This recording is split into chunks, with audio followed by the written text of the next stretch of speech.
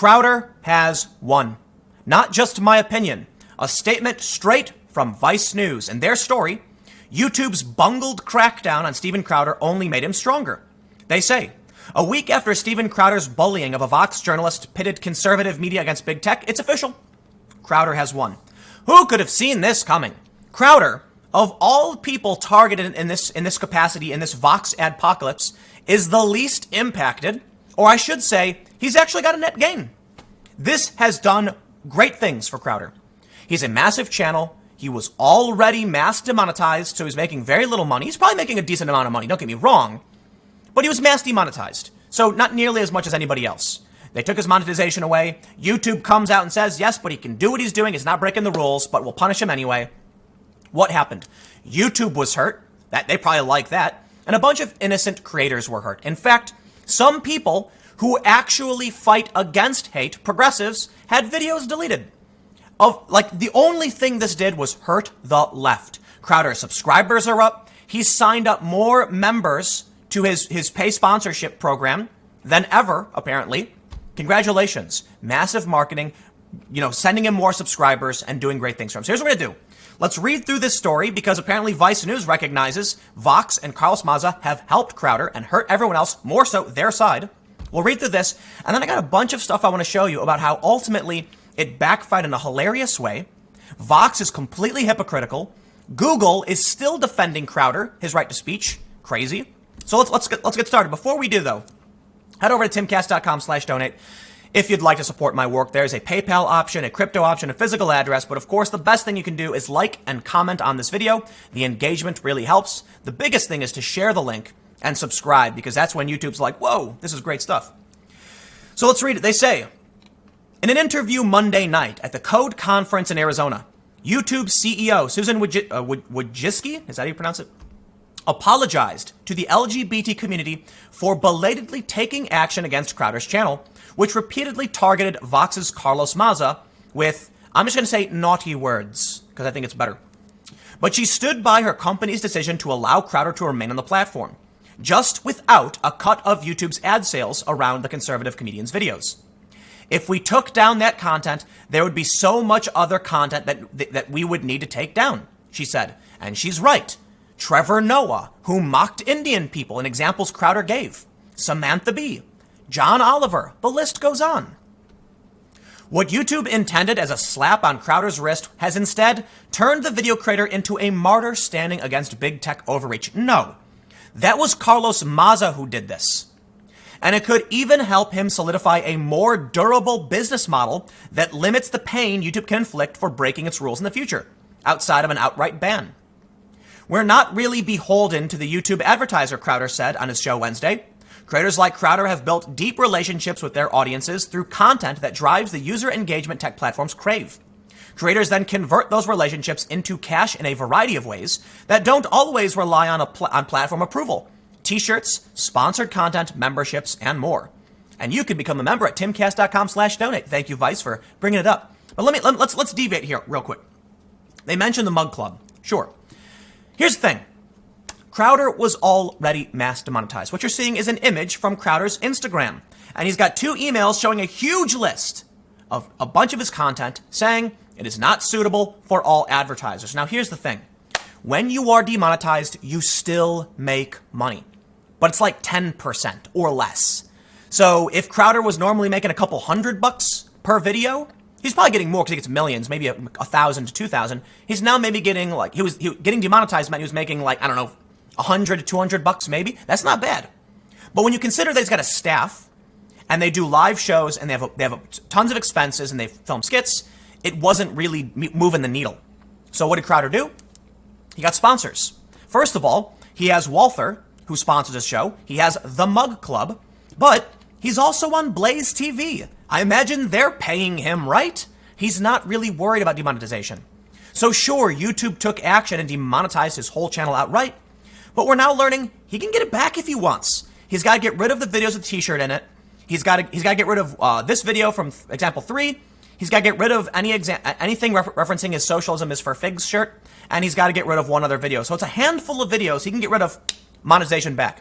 No more selling t-shirts. The specific one. Well, Shopify already took it down. So in the end, who wins? Did Carlos Maza's campaign do anything bad for Crowder? Well, I'll tell you what. They both won, and they hurt everybody else. Independent creators, actual activists got hurt by this. Carlos Maza's profile has been lifted to a ridiculous degree, gaining like tens of thousands of followers on Twitter. Crowder's gained tens of thousands of new subscribers and followers, and he's gained more subscribers than ever. Here's what Vice News says. Right-wing media personalities rallied behind Crowder after the YouTube nixed some of the advertising on Crowder's videos last week. Senator Ted Cruz has publicly taken to his defense, and new subscribers have flooded into his channel, which pushed merchandise and membership to its mug club through the promo code free speech over the weekend. Here's what's fascinating. Crowder published a video, where he said, "I'm not sorry." He does mention me and gives thanks. I respect. Thank you for mentioning me, because I did talk about this. I'm talking about it now. But in it, he says, they got more signups for Mug Club than ever. I think that's what he says. But he mentions most people didn't even use the promo code. The promo code got you a discount on joining his Mug Club, which supports the show. And people said, nah, I'd rather just support the show and not use the promo code. They wanted to give Crowder money. They wanted to back him up. It helped him. It's not YouTube that made him a martyr. It's Carlos Maza and Vox. And they've only hurt the left. And I've got some examples I'll show you. Well, let's read on real quick. They say critics, including Maza, have slammed YouTube for allowing his video to remain live despite their apparent violation of the platform's policies. Except they don't. And the left keeps saying this. I shouldn't say the left, but the media keeps saying this because clearly they're on one side.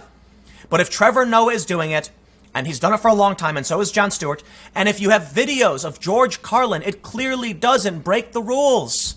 They don't get it. YouTube published examples of what does break the rules. Targeting the Carlos Maza for his, orientation or behavior specifically about his orientation is what breaks the rules. You don't like it? That's too bad. That's not what the rules are. Well, they've changed the rules, but the rules still would not be broken by what Crowder was saying. I kid you not. You go look at the rules. It says specific examples. You have to actually belittle and demean the group as a whole. Targeting an individual is incidental. Let's read on. They say provoking tech platforms into such awkward public positions could be lucrative in its own right. Crowder claimed in a series of giddy shows last week that YouTube's selective enforcement of its policies even provided a financial shot in the arm. Well, congratulations. They say as conservatives like Ben Shapiro and self-styled free thinkers like Joe Rogan came to Crowder's defense, he pushed Mug Club memberships at a 30% discount. The deal gave fans access to the right-wing Blaze TV for a year for just $69. And Crowder's show on Thursday went so far as to nominate Mazda as Louder with Crowder's Employee of the Month for selling more mug clubs than ever in the company's history. Gee, who could have warned you that this would have happened? They go on to say that nearly 86,000 users subscribed to his feed over the 7-day span, according to analytics from the firm Social Blade. Well, let's take a look at that. Here you can see on the 4th, before the campaign from Carlos Maza, I believe, the next day, 15,000 subs. So he was getting, 3,000 to 4,000 subs, some days less. Depends on if he posts a video. 15, 23, 14, 16, 8, 9, 3, 4. Let's go back down. The campaign was a big boost. And even in viewership, we can see the day before he did get 2 million views. But then he's got a decent boost of maybe like 50 to 60%. So congratulations. And what do we end up seeing from all of this? Well, YouTube started deleting award-winning history teacher. They got rid of an archive channel that showed World War II archival footage. YouTube then came out and had to apologize to the LGBT community, but doubled down on defending Steven Crowder, saying, nope, our decision was right. We're keeping him. So what did you learn from all of this? You've hurt your own activists, you've hurt teachers, and you've now got YouTube publicly defending Crowder's right. I'll tell you what that'll do. It's going to embolden tons of people to say the exact same things Crowder said. You didn't silence Crowder. You made him stronger. And you are going to inspire a new wave of people to criticize you because even left-wing individuals like Jimmy Dore, Glenn Greenwald, Michael Tracy have come out criticizing Carlos Maza. You've only made everything worse for yourself. Why? Granted, Carlos Maza's gained a ton of followers. Here's the thing. Unsurprisingly, we can see ContraPoints chiming in on Twitter. None of Crowder's videos have been taken down. Instead, we can see the Progressive Voice had one of his videos debunking a Crowder video taken down. Well, there you go. Natalie Wynn of ContraPoint, who is ContraPoint, said, Anti-fascist content is in fact more likely to be censored than fascist content because anti-fascist content is likely to reference overt hate symbols, whereas fascists know to use dog whistles. Well, I certainly think many of the people in this sect of YouTube, not so much ContraPoints, but yeah, kind of, they're freaked out because everything's a dog whistle. They see them everywhere. I will point out it's kind of weird that they can see them, no one else can, but it's true. Dog whistles are a real thing. It's not so much about dog whistling, though. I think it's a silly concept. It's that they'll just put on a suit and they'll use scientific terms. They'll overtly say the things they believe, but they'll say it in a way that doesn't break the rules because they can. And if you present evidence saying, no, here's proof this guy is actually a bad man, then they'll flag you because you broke the rules. How about this one? Melissa Ryan, who is with Hope Not Hate, an activist organization in the UK, said, Twitter still can't bring itself to ban actual World War II bad people half the time, but apparently they're suspending David Nywert, one of the best reporters covering the far right out there. What the actual hell, Jack? Oh, God. We still act so surprised this happens, don't we? I'm actually surprised they still act surprised, right? Aren't you? Because at some point you'd have to recognize that you are the one who's going to be banned, especially when it just keeps happening. I mean, how is this a shock to anybody is what blows my mind. But there's more. There's absolutely more. Because as it turns out, what did you gain from this? Well, I'm sure, Carlos, you got a nice little boost. Sure. I'm sure that you've got a lot of good press attention for yourself, some new followers. Crowder's doing fine. You've hurt independent creators, activists, teachers. You've caused just a wave of mass damage to YouTube as a whole, but not to Crowder. And now it turns out that Vox has actually defended anti-LGBT humor somewhat recently in the past few years. It's not a one-for-one. I don't want to make it seem like this dude, Filthy Frank, is somehow, I don't know what to say, but I'm going to try and avoid showing what he actually said because I don't want to get in trouble. Filthy Frank made a video where he said way worse things than Crowder. Like really, really, really overtly bad things, which, if they weren't in the context of being humorous, then you could call them direct incitement. But Vox made a video about it saying, is he just a mean person or is this comedy? But Crowder is overt harassment, all of the worst things in the book. But Vox itself was providing airtime and questioning. So not overtly negative. If Vox was really upset with the language Crowder was using, then maybe they shouldn't be promoting worse language. I saw an interesting video, and forgive me to the guy who made the video. I hate to mention these things without, mentioning your channel, but there was a video on Twitter, and I watched it, where it was a lawyer who said why he thinks Carlos Maza was in the wrong the whole time, and he put it really simply, that Carlos has had every opportunity to call out Crowder's behavior at any given time. But for 2 years, what did Maza do? He either ignored it or actually chimed in and joked about it and made fun, like it was funny, and made fun of Crowder for it. That kind of sets a precedent that you're okay with this behavior. Why now do you think you have a right to come after Crowder when for all of these years you had no problem with it? That, to me, shows that it's a bad faith campaign. That I think the real issue here was Maza waited until Pride Month and then decided to launch his campaign against Steven Crowder. But in the end, we can see, I feel like it's beating a dead horse, Of course Crowder's doing well. Of course his subscribers are up. Of course he's making videos. Of course his views are up. Of course he's saying, I'm not sorry. Of course he's got more new subscribers than ever before. And of course it backfired on the activists, getting their videos taken down. It hit the journalists. It hit the teachers.